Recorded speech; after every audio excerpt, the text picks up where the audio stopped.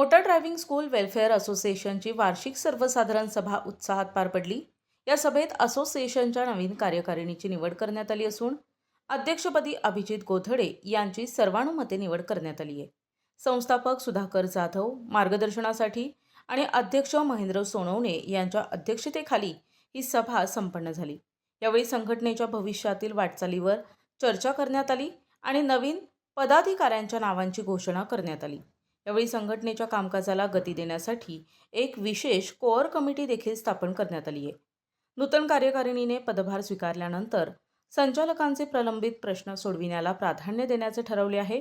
संघटनेची बांधणी अधिक मजबूत करण्यासाठी दरमहा बैठक घेणे, सभासद नोंदणी आणि शुल्क जमा करणे आणि सभासदांच्या हितासाठी विविध कल्याणकारी कार्यक्रम आणि उपक्रम राबविण्याचा मानस व्यक्त करण्यात आला आहे.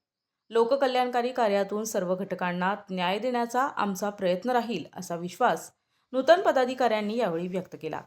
यावेळी नवनिर्वाचित अध्यक्षांसह सर्व पदाधिकाऱ्यांचा सत्कार करण्यात आला. नूतन कार्यकारिणी खालीलप्रमाणे: अध्यक्ष अभिजित गोधडे, कार्याध्यक्ष गोपीनाथ बागुल, उपाध्यक्ष दत्ता काठोळे, रवी कुंटे, सरचिटणीस उदय मुळे, सेक्रेटरी विजय पगारे, सचिव किरण चव्हाण, महिला कार्याध्यक्ष मेघाताई वाघ,